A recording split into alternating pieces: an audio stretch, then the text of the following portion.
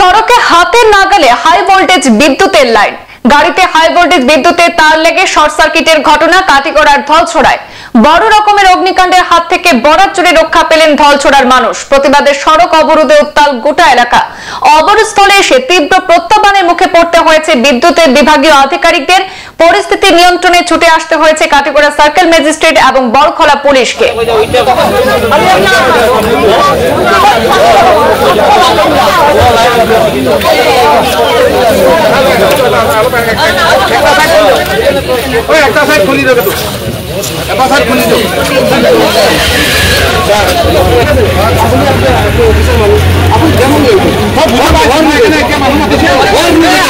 একদিকে শিলচর জয়ন্তিয়া সড়কে আসামমালার কাজ চলছে, অপরদিকে সড়কের মাঝে হাতের নাগালে ঝুলে রয়েছে বিদ্যুতের লাইন।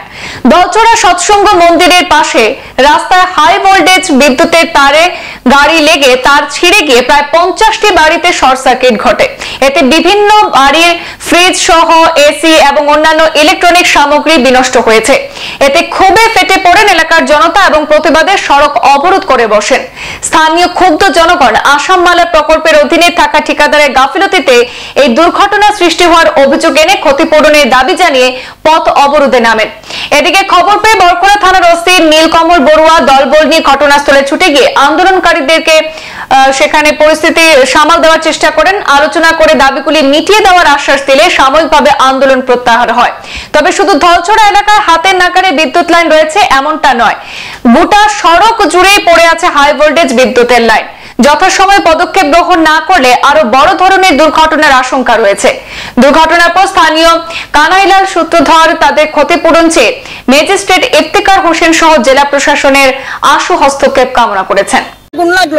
বাচ্চাকে 4-5টা বয়াত আসলো কেললো যে তারা যদি এখন যদি মরতো যদি তখন আপনি কে দায়িত্ব ডিপার্টমেন্টে নিল না কে পাবলিকে নিল না কে পুলিশে নিল না কোর্টে নিল কে নিল নিজের গেল আর কেউ দিল না। আজকে যদি কারেন্টের কোটি যদি ঠিক না হয়, কারেন্ট ঠিক না হয়, আমরা রাস্তা ক্লিয়ার করতাম না, একদম ছাড়তাম না।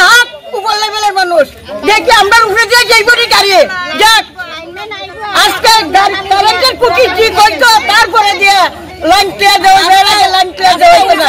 আমার শেষ বক্তব্য আজকে যখন যা ঘরে ঘরে কি পর্যন্ত জিনিস নষ্ট হয়েছে, কি পর্যন্ত জিনিস নষ্ট হয়েছে যখন যা ঘরে ঘরে ইলেকট্রিক কথা হলো না। ডিপার্টমেন্টে কি করে আইরা জোড়া দিল গেল গিয়া শেষ রাত বেলা আমরা ডিউটি দিতে লাগে, কোন দিকে বড় গাড়ি গেল কোন দিকে ছোট গাড়ি গেল এটা লাগে আপনার ডিপার্টমেন্টে খোলাসীমা করে দেন। এটা আহিছিলোঁ কিবা এটা প্ৰব্লেম হৈছিলে, তাৰপিছত ডিপাৰ্টমেণ্টৰ মানুহখিনিক মাতিলোঁ, PWDৰ আৰু APG চালোঁ।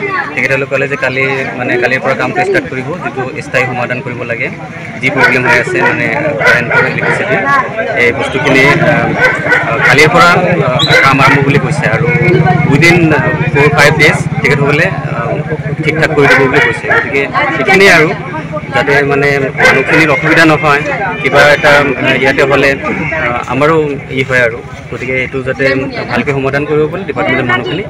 শুধু এই জায়গার সমস্যা না তো গোটার এই সড়কে রয়েছে এইভাবে সেইটোৱে তেখেতসকলে কৈছে আৰু ডিপাৰ্টমেণ্টৰ মানুহখিনিও কৈছে, কণ্ট্ৰাক্টৰ যিমানখিনি আছিলে কণ্ট্ৰাক্টৰখিনিও কৈছে যে কালিৰ পৰা কাম ষ্টাৰ্ট কৰিব আৰু বস্তুখিনি যি প্ৰব্লেম আছে সেইটো সমাধান কৰিব। ক্ষতিপূরণ যারা যিসকল পৰিমাণৰ ক্ষয়ক্ষতি হৈছে সেইটো দেখক, সেইটো এটা প্ৰচেছ আছে, সেইটো ডিপাৰ্টমেণ্টক দিয়ক আৰু ডিপাৰ্টমেণ্টক দিয়াৰ পিছত সেইটো আৰু ডিচিশ্যন ল'ব আৰু তেখেতসকলে।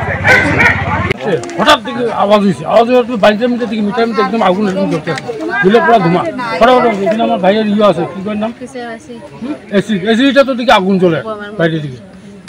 তারপর ফটাফট এসে হওয়ার পর কে যেন অফ করছে নাকি পরে লাইন তো সব প্লামান বার করে দিচ্ছে। আপনার নাম? বিষ্ণু সূত্র। আমার ঘরও সেম মিটার ভিতরে আগুন জ্বলে, ভিতরে আগুন জ্বলের বা ফটো আছে, ফটো দেখি নেন। আপনার নাম কি? এরকম হচ্ছে নাম কো? আপনার নাম কি? চৈতালি চক্রবর্তী। তো ফেনা জ্বলছে মিটারও আগুন ধোঁয়া জ্বলছে। সংবাদ এই পর্যন্তই, ফিরছি পরবর্তী অন্যান্য আপডেট নিয়ে। ধন্যবাদ।